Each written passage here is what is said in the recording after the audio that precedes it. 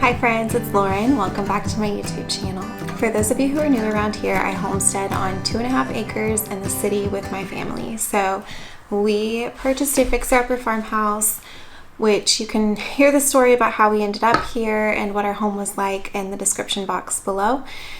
And we've been here close to 2.5 years. In that time, we spent the first year completely renovating the entire home. We did some of it ourselves and then hired out an incredible contractor to help with a lot of the things that we didn't have experience or time for. Since then, we have slowly been working on building up a homestead on a budget. So right now we have backyard chickens, we have a big garden, we planted a mini orchard.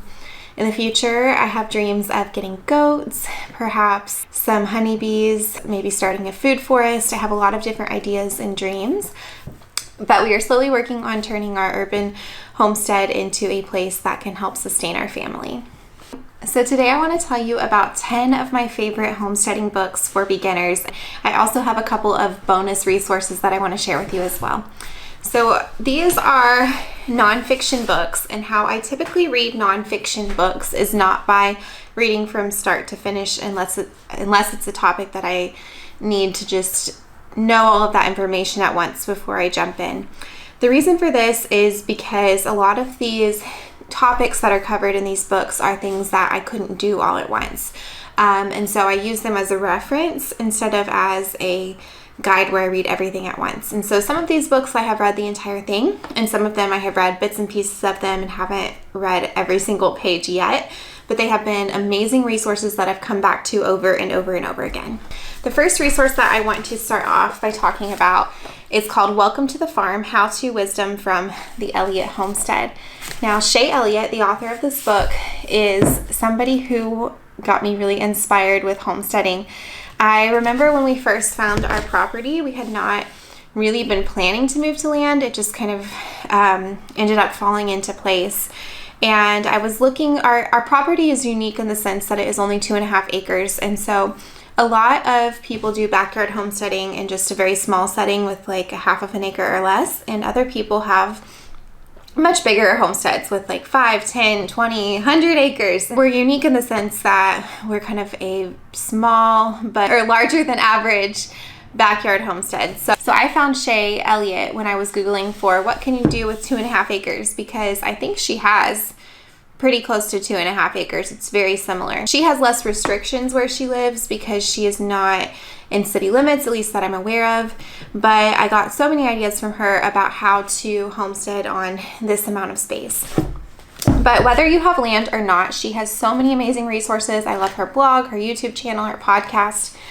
This book focuses on how to grow your own food, raise backyard chickens, and preserve the harvest. So it's pretty basic homesteading skills. It doesn't get into really anything super extreme, but it would be things that you could do even if you don't have a lot of land. So on the back, she talks about organic gardening, how to have a milk or dairy cow and make butter, planting a homestead orchard, canning jams and jellies, raising chickens, sheep, pigs, and bees, and so much more. Something else that I really love about Shay Elliott's content is that it's beautiful. She has absolutely beautiful photography throughout the book. I believe she wrote her first book when her kids were pretty young. She has 4 kids, and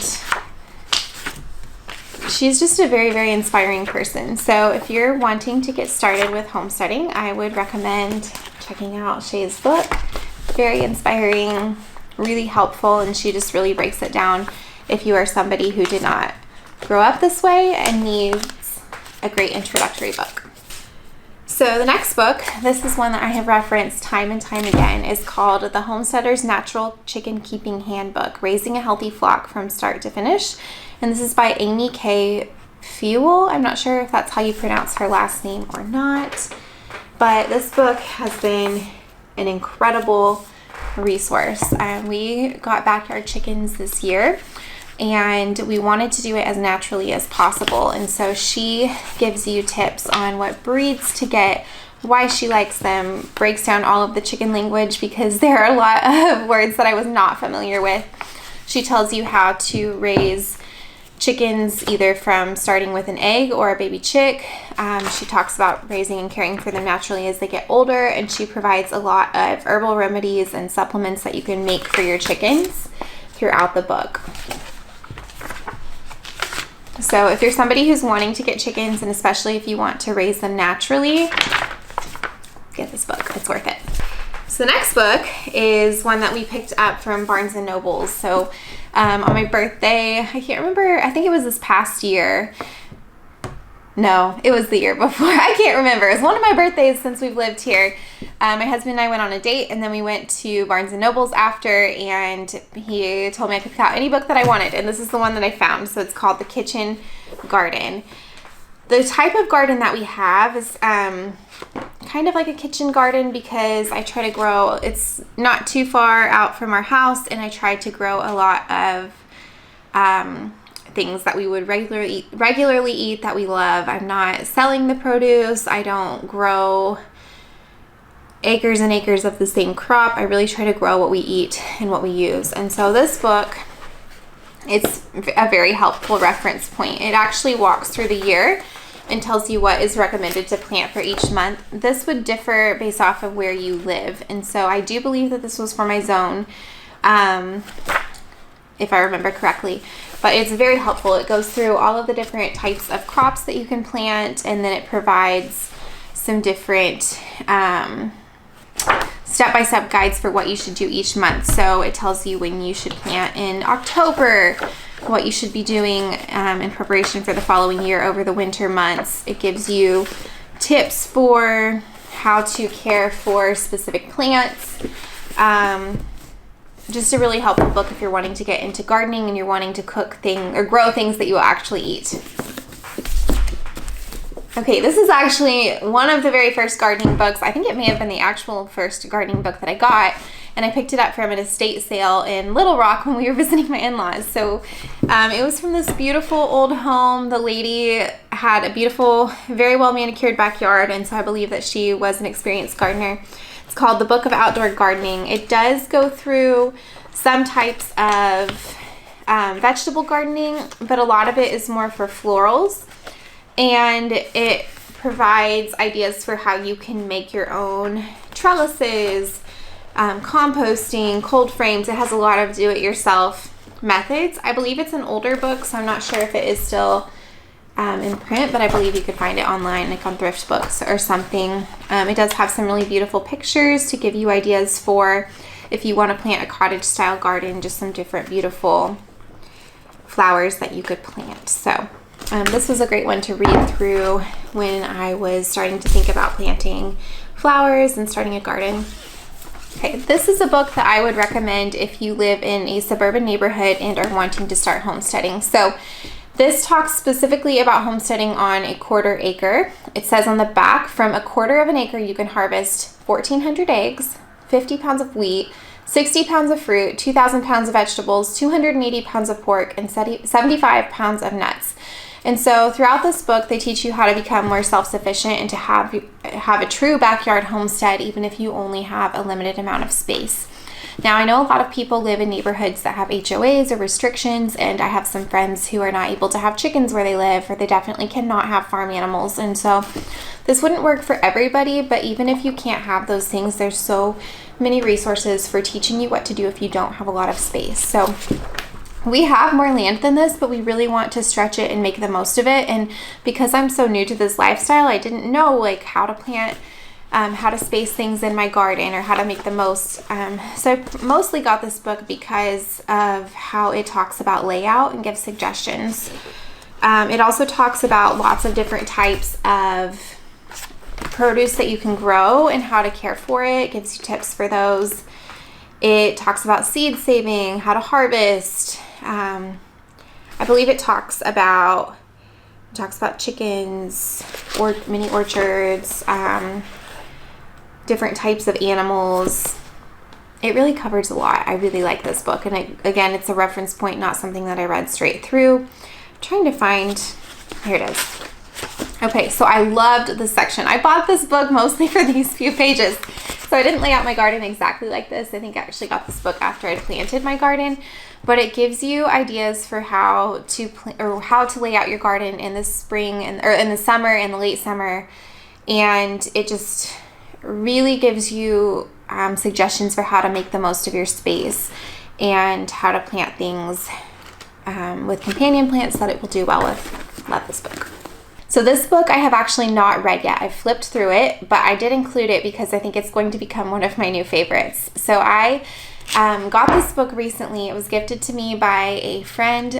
She was one of my church leaders when I was growing up, and so I ran into her at my cousin's wedding and we were talking. Her husband works on a farm and she is just very passionate about homesteading and these types of things. And so she gave me this book as a gift. It's beautiful. I believe it's called Gaia's Garden. I don't know if I'm saying that correctly, but it's a guide to home-scale permaculture. So permaculture is something that I have really been wanting to learn about, how to improve the health of your soil naturally. We don't have any big fancy farm equipment, but I have done a lot of research about methods like food forests and no-till gardening, because a lot of people have said that because our soil has been over-tilled and overworked and pesticides have been added, that the quality is not as good anymore. And so I want to find ways to, on our small piece of land, find ways to improve the quality of my soil. A food forest is where you plant, and this goes along with permaculture, is where you plant things together that kind of like you would see in nature. So instead of, if you think of walking into a forest, you don't see perfectly straight rows where all of the trees are next to each other, and then all of the bushes are next to each other, and then all of the grasses are next to each other. It's all intermingled together. And so this will teach you how to start permaculture right where you are. And that can really improve the quality of your soil. So that's something that I am wanting to dive into this winter and learn more about, because I have barely scratched the surface on learning about it. We planted a mini orchard. I think we have 8 or 9 trees. We lost one of them, so I think 8 right now. And my goal is to eventually plant some berry bushes and then maybe some other companion plants and herbs beneath them, so that that can really work together to improve the quality of our soil and our produce over time. Now this book will not apply to everybody. I think it's got a big coffee stain on it, but this is called The Joy of Keeping a Root Cellar. And I think I picked this up from Tractor Supply. I don't know about you, but if you go to Tractor Supply and you like homesteading, that little section of books is quite tempting. And I always want to take everything with me because I'm interested in most of the topics. But we have a root cellar in our house. Our house was built in 1926, and we have an unfinished cellar below us. It doesn't have a dirt floor, it's concrete, but it's a great place to store the harvest, whether canned and some things can be left out. But I had no idea about how to properly store any of this food. I've been learning as I go. And so if you are somebody who lives in an old home and has a root cellar, this is really helpful for knowing how to store things. If you don't have a root cellar, I don't know if I'd recommend it. I mean, it does have other suggestions for ways to can and different types of preservation methods, but it's really designed for somebody who has access to a root cellar. Something that I really do like about it is next to each type of produce that it mentions, they put a preservation method key. So it tells you what can be preserved in alcohol, what can be canned, dried, fermented or pickled, froze, juiced, oiled, salt, smoke, sugar, or in your root cellar. So actually, I guess even if you didn't have a root cellar, it gives you different options for those things, but it is specifically about root cellars. Okay, this book was another Tractor Supply find, but I believe you can find it online. It's called The Joy of Keeping Goats. I mean, that's enough said right there. Goats seem like they would be a joy. We would love to maybe get goats someday. I'm also interested in a milk cow, but I don't know that we have enough land for it without supplementing with a lot of hay. And so this is something that I want to learn more about. I feel like I have no idea even where to start with goats. And so this talks about what shelter they need, the types of breeds that are recommended, how to care for them, how to trim their hooves, all sorts of things. I think you trim goats' hooves, but I really haven't read a lot about this. I've mostly flipped through it. Okay, the next book is called The Beginner's Guide to Beekeeping. I picked this up on the same day. I was feeling quite ambitious that day. But this walks you through how to get started with backyard beekeeping. Beekeeping is something that you can do even if you don't have lots of land. I actually have a friend who lives in an HOA, and she is able to keep bees even there because she said that in her state they are protected. And so you may think that you're not able to, but research your local laws. And if you're in a small space and want to homestead, you might be able to keep bees. So this is a great beginner's resource if you are not sure where to start. It covers a wide range of topics. So it talks about getting to know your bees, starting out as a beekeeper, a routine, problems you might face, what to do with your honey, how to sell your products. This is a great overall resource, but I wanted to mention another one. It's a digital copy, so I don't have it in front of me, but I'll put a picture of it right here. This is the Ultimate Guide to Backyard Beekeeping that my friend Katie wrote. So the Ultimate Guide to Backyard Beekeeping was written by my friend Katie, and it is an online resource that walks you through your first year of beekeeping. Now, what I prefer about this book is really good, but I prefer the other one as a reference point because especially if you're brand new, I feel like if you learn from somebody who is relatively new to something, they catch a lot of things that someone who's been doing it for years and years may not think of. So for example, I am self-taught with sewing, and so I know a lot of the things that were really confusing to me at the beginning, whereas if somebody has been doing it since they were 10 years old, they may not think about that. There are pros and cons to both, but both of these resources are amazing. I'd recommend this one as kind of an overall, not just for the first year, and then if you want a deep dive into the first year from somebody who really knows what to pay attention to with those things that you might not think about as a new beekeeper, I would recommend Katie's guide. So the last book that I want to talk about is called Seasons at the Farm by Shay Elliott. I started with Shay and I'm ending with Shay's other book, so I think she may have a couple others as well. The reason that I really love this book is because it helped me begin to think about the seasons in a different way. So I used to think about the seasons in terms of weather or in terms of holidays, but now I think about them much more in terms of work versus rest. What I mean by that is last winter, before we started our big garden, I did so much research. I was really working my mind, but I was really physically resting my body in preparation for the coming months. This summer, I worked harder than I ever have in my entire life. Tending the garden, planting trees, moving 12 tons of compost, and huge piles of mulch. I can't even begin to tell you how big the mulch piles were. And so that just really began to change the way that I thought about the seasons. I also started thinking about what to eat during the different seasons, eating food that is in season as opposed to just getting anything I want at the grocery store anytime. Doing this, I have noticed that I'm eating mostly food that we've grown in our garden, but sometimes there's things that we haven't grown or aren't able to. And I've noticed that when you purchase food that is in season, it tastes much better and it's often a lot more affordable. So for example, getting strawberries in the summer, they're going to taste a lot better than purchasing them in the winter. Or now is a great time to get sweet potatoes or pumpkins, gourds, things like that.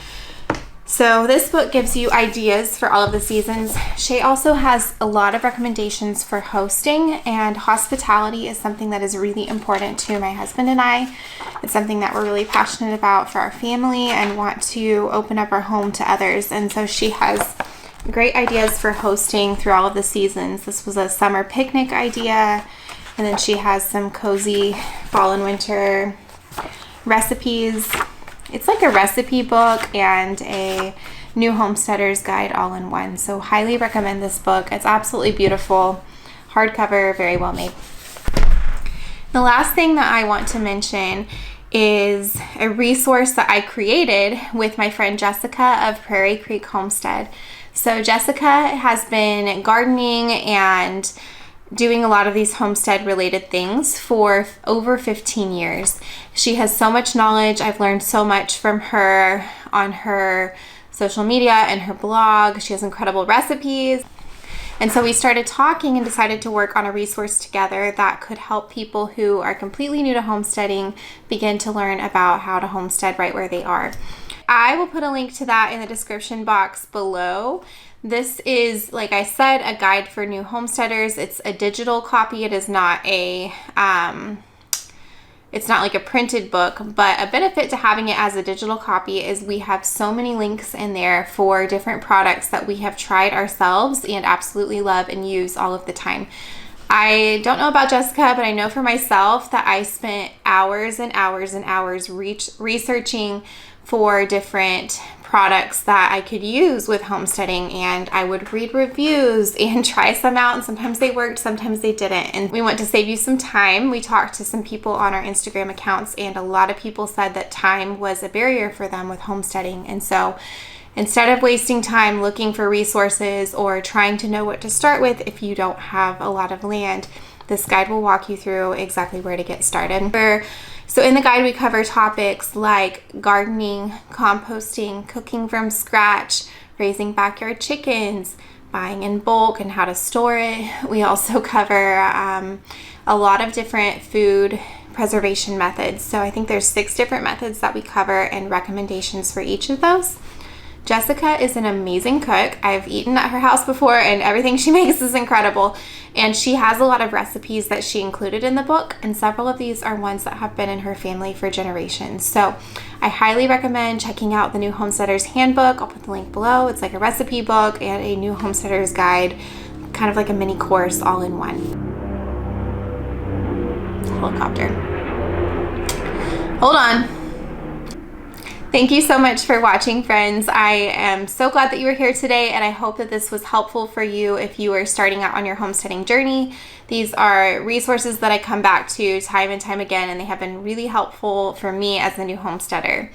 If you are not already subscribed to my channel, I would love it if you would subscribe. That really helps my channel grow, and it's also a way to be alerted when I release new content every week. I try to get it out every Wednesday, but recently Wednesday's been a little bit of a tricky day for me to get a video out, so sometimes it's a little later, and that's a way not to miss it if I'm a little bit off of schedule. So I share about homesteading, slow living, hoping to get some sewing content out soon if I get some time to sew over the winter.